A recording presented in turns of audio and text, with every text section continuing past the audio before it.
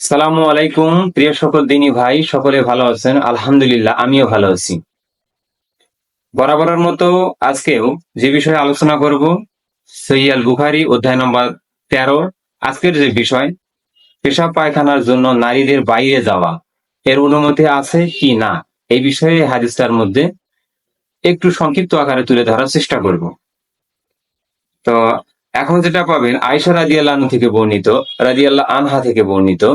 আমরা এখন এই জিনিসটাও খুব কম জানি বা এগুলো বোঝার চেষ্টা করি না, এগুলো রিসার্চ করার সময় পাই না। এগুলো মুসলমানদের জন্য একটা বড় মানের একটা খেয়ালিপনা, যে মেয়েদের ক্ষেত্রে মহিলাদের ক্ষেত্রে কি বলতে হয় এবং পুরুষ মানুষের ক্ষেত্রে কি বলতে হয়, এই বিষয়টা দেখা হয় না। সাহাবীদের ক্ষেত্রে, সাহাবাদের ক্ষেত্রে কি করতে হয়, অর্থাৎ আয়েশা রাদিয়াল্লাহু আনহা, আর যদি পুরুষ হয়ে থাকে তাহলে রাদিয়াল্লাহু আনহু, এই বিষয়গুলো খেয়াল করার চেষ্টা করে না। এগুলো দেখার চেষ্টা করবেন, এগুলো ছেলে মেয়েদের অবশ্যই বুঝাবেন। পেশাব পায়খানার জন্য নারীদের বাইরে যাওয়া, এই বিষয়ে হাদিসটার মধ্যে আলোচনা করা হয়েছে। আল্লাহ রাসূল সাল্লাল্লাহু আলাইহি সাল্লাম তার স্ত্রীগণ রাতের বেলায় প্রকৃতির ডাকে সাড়া দিলে খোলা ময়দানে যেতেন। আর উমর রাদিয়াল্লাহু আনহু নবী সাল্লাল্লাহু আলাইহি সাল্লামকে বলতেন, আপনার স্ত্রীগণকে পর্দায় রাখুন।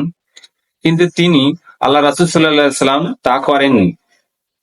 এক রাতে ঈশার সময় নবী সাল্লাল্লাহু আলাইহি সাল্লামের স্ত্রী সাউদা বিনতে জামআ রাদিয়াল্লাহু আনহা প্রকৃতির প্রয়োজনে বের হন। তিনি ছিলেন দীর্ঘাঙ্গী। উমর রাদিয়াল্লাহু আনহু তাকে ডেকে বললেন, হে সাউদা, আমি কিন্তু তোমাকে চিনে ফেলেছি। যেন পর্দার হুকুম অবতীর্ণ হয়, সেই উদ্দেশ্যে তিনি এ কথা বলেছিলেন। অথবা আল্লাহ তাআলা পর্দার হুকুম অবতীর্ণ করেন, অর্থাৎ মহিলারা খোলা ময়দানে যাওয়ার প্রয়োজন নাই। শেষ পর্যন্ত এই হাদিসটা এখানে এটাই বুঝাইলো। এই হাদিসের মান সহিহ। আয়েশা রাদিয়াল্লাহু আনহা থেকে নবী সাল্লাল্লাহু আলাইহি সাল্লাম আরো একটা হাদিস সুস্পষ্টভাবে বর্ণনা করেছেন, তোমাদের প্রয়োজনের জন্য বের হওয়ার অনুমতি দেওয়া হয়েছে। হিশাম রাহিমাহুল্লাহ বলেন, অর্থ পেশাব পায়খানার জন্য যেতে পারে। গৃহের মধ্যে পেশাব পায়খানা করা, এটা অধ্যায় নম্বর 14, সহিহ বুখারী অধ্যায় নম্বর 14, গৃহের মধ্যে পেশাব পায়খানা করা। আব্দুল্লাহ ইবনে উমর রাদিয়াল্লাহু আনহু থেকে বর্ণিত, তিনি একজন বিখ্যাত সাহাবী। তিনি বলেন, আমি আমার বিশেষ এক প্রয়োজনে হাফসা রাদিয়াল্লাহু আনহার ঘরে প্রবেশ, ছাদে উঠলাম। তখন দেখলাম আল্লাহ রাসূল সাল্লাল্লাহু আলাইহি ওয়াসাল্লাম কিবলার দিকে পিঠ দিয়ে শামের দিকে মুখ করে তার প্রয়োজনে বসেছেন। অতএব এই হাদিসগুলা ইঙ্গিতে আলোচনা করা হয়েছে, যাতে করে মানুষকে আমরা বিস্তারিত ভাবে বলতে পারি।